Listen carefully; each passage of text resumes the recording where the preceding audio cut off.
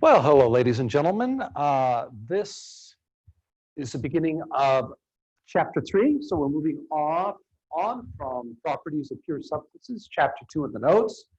And we're moving on to chapter 3, which is work and heat interactions. So we're talking about energy transfers to and from a system in the form of work or heat. So we're talking about either adding heat to a system or allowing a system to do work. So we're going to spend the next week or so or several lectures talking about work and heat. Okay?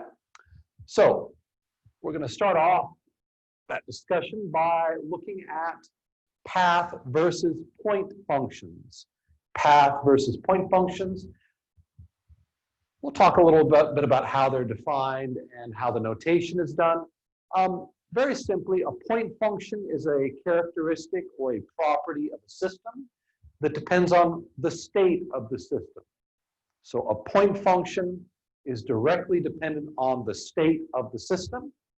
You can think of pressure, temperature, volume, enthalpy, energy, internal energy. These are all point functions because they depend on the state of the system. Path functions are quantities that are flows. Energy flow, for example. And these quantities depend on the path taken by the system between two states. So a path function depends on the path the system follows over some process, and point functions depend on the state of the system.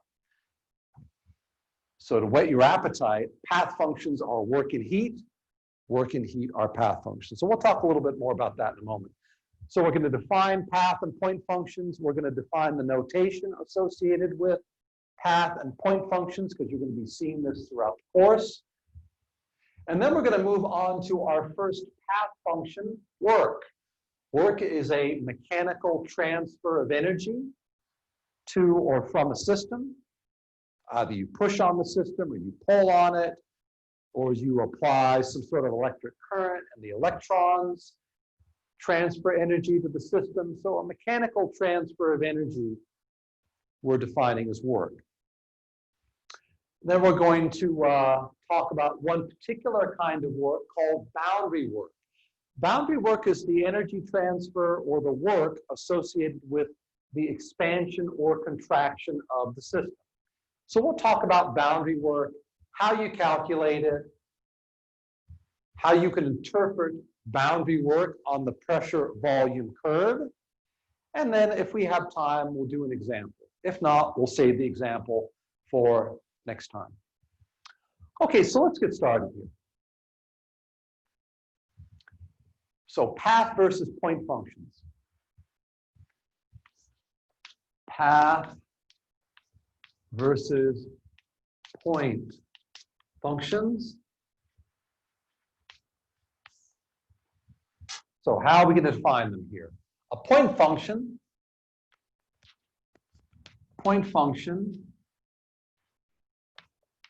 depends on state of the system. Point functions depend on the state of the system, not how the system got there.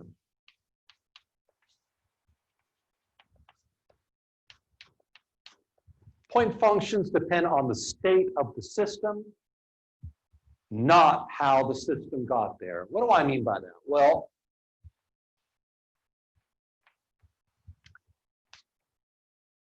if I have temperature and volume here, so temperature and volume, and the system goes from one state to another. So here's state 1, and I have some temperature T1 and some volume V1. And then I follow some path, and I end up at state 2, okay? I end up at state 2. The change in temperature, for example, delta T, that's the change in temperature right there. Delta T. That delta T is not dependent on the path taken by the system between state 1 and state 2. Delta T, the change in temperature, is not path dependent as the system moves from state 1 to state 2. So clearly, delta T is not path dependent.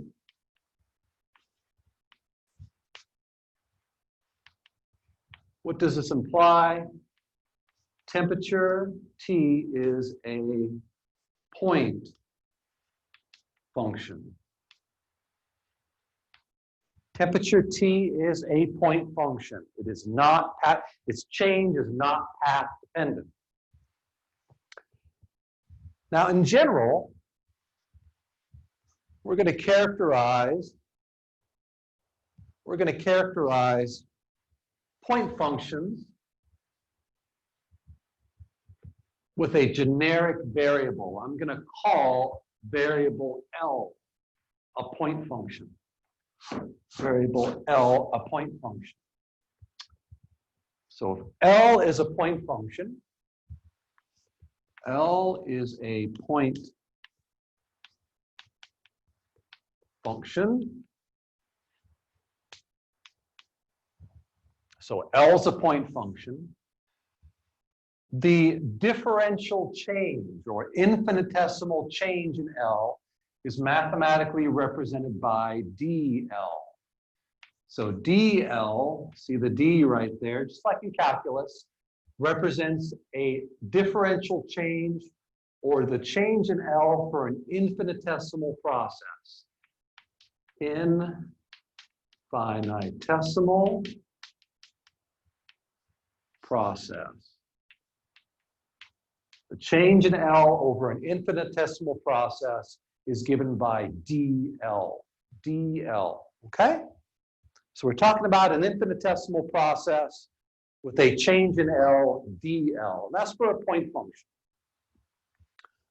If instead you see delta L, which, by the way, equals the integral of dl over some process, this is referring to an overall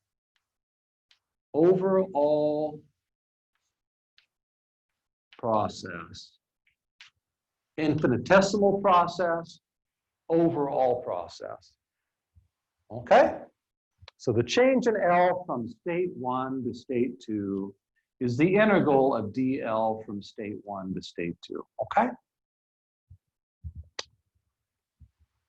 Okay, so examples of point functions are, we already have one, temperature. Another one's pressure, volume, internal energy, enthalpy, kinetic energy, potential energy. All these are properties of the system. So properties are all point functions. Entropy is also a property of the system. So you'll see later, entropy is a property of the system. Okay, so properties are point functions. What about path functions? What is a path function? Well, a path function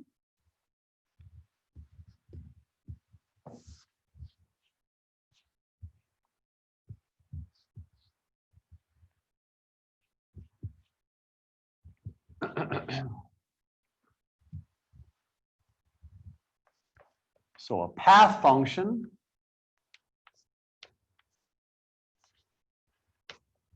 depends on the path taken by the system over the process. A path function is dependent on the path taken by the system. Okay? So let's say we got some system and I have, I don't know, some property, prop 1, property 1, property 2. It could be temperature and pressure, it could be pressure and volume, it could be internal energy and enthalpy, who knows? But I got 2 properties on the axes here. And the system starts at initial state, state 1, and it goes to state 2 again along some path. I'm going to call this path, oh, I don't know, A. I guess we'll go from A to B. How about not 1 to 2, how about A to B? A to B, so this is AB bar. That's one path I might take from state A to state B. But then there's another path I might take, maybe it's this way.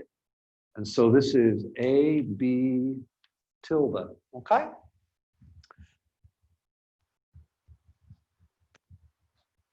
The path function, and I'm going to characterize the path function by the Greek letter phi, okay? The path function A to B along path AB bar does not necessarily equal the path function from A to B along A to B tilde, okay? The function is path dependent. Examples of this are work and heat. Now, let's play the same game we just played a moment ago. If you see the symbol delta, Greek letter delta, lowercase delta, and then you have some quantity. This could be work, this could be heat. You see a Greek delta here. This means you have a path function and you are referring to an infinitesimal process.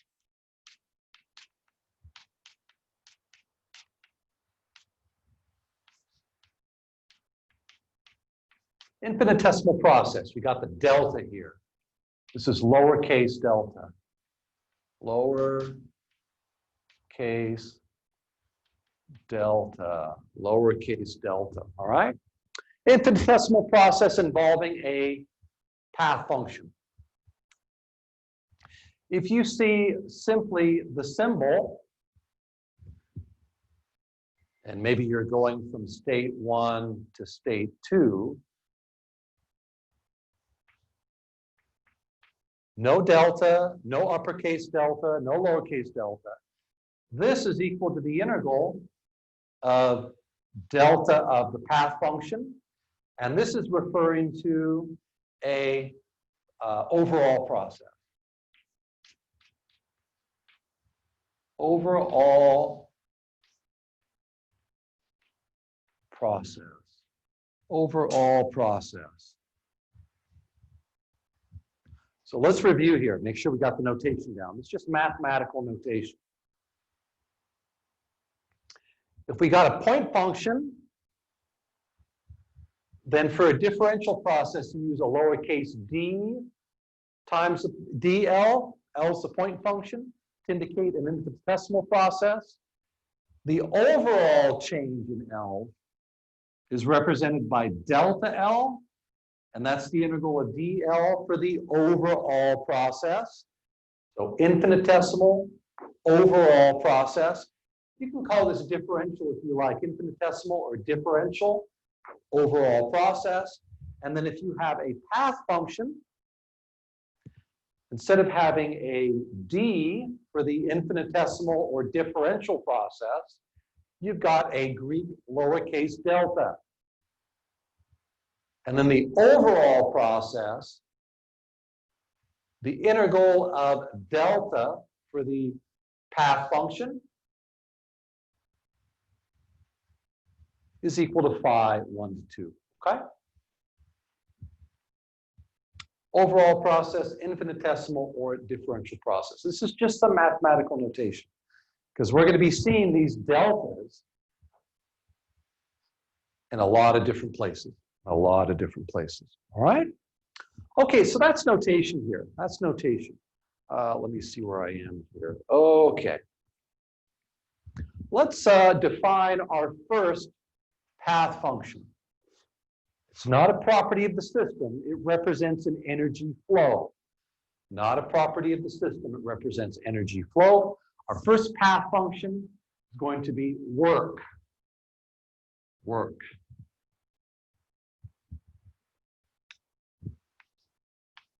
Work, W. And work represents the mechanical transfer of energy.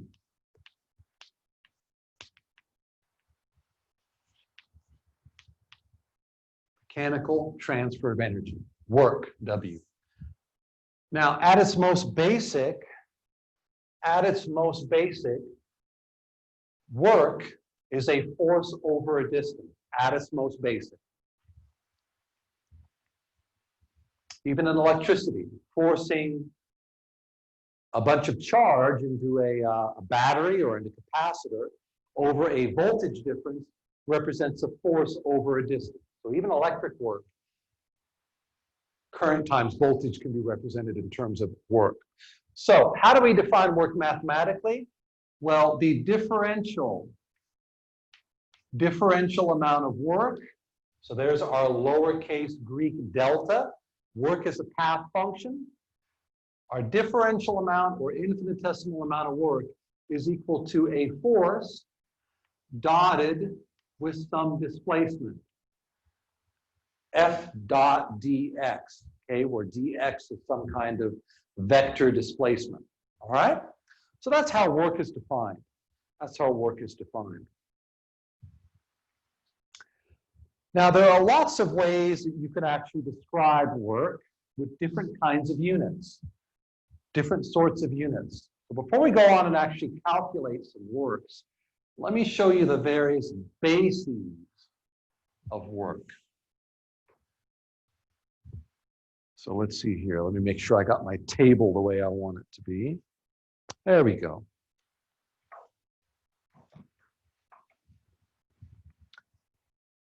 So basis.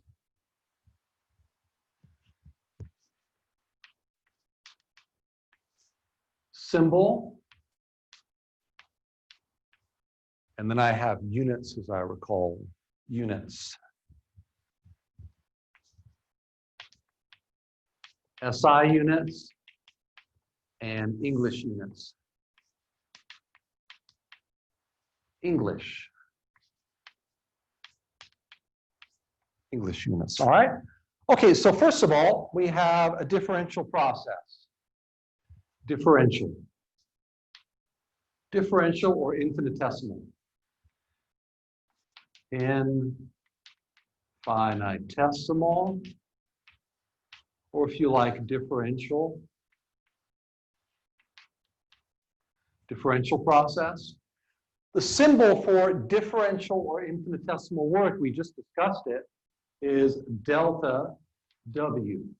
Lowercase Greek letter delta. Not a D, not an uppercase delta, lowercase delta.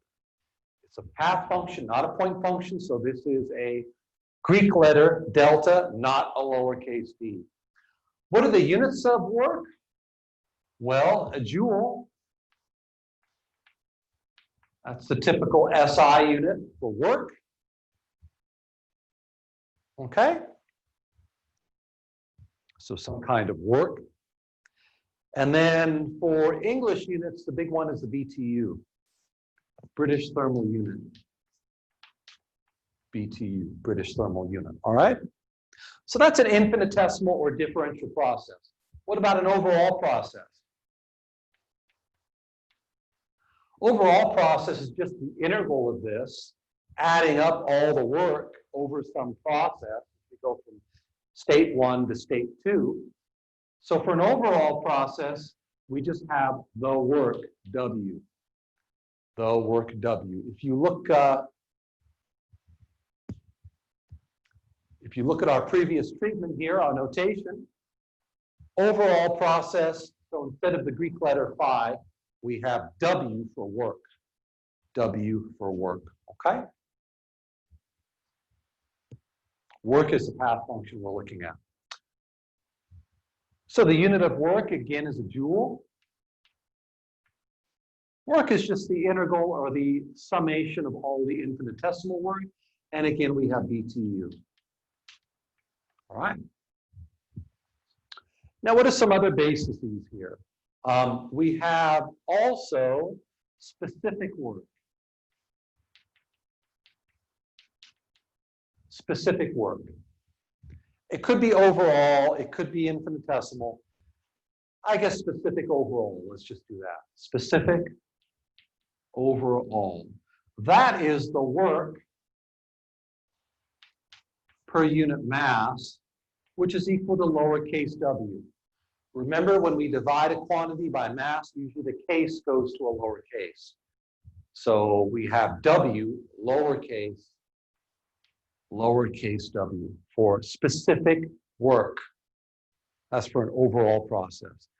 That would be equal to a joule per kilogram in terms of SI units, and a BTU per pound, or slug, per pound mass, or a slug or something. I guess it could be weight per pound weight, I suppose. Okay, usually that's not done. All right. And then we also have rate based. Rate based. We have work being done over a period of time. So the unit for that is power. The symbol for that is some kind of power, or if you like, W dot. W dot. Dot means derivative. W dot is the little bit or infinitesimal work divided by a change, an infinitesimal change in time. Delta W over dt, the rate in which work is done. That's a power. Energy per unit time, power. And so that would be what? A watt. Which, by the way, is a joule per second. Okay? English, of course, is a horsepower. That's the big one. Horsepower for English units. Okay? Okay, I'm going to take a pause here.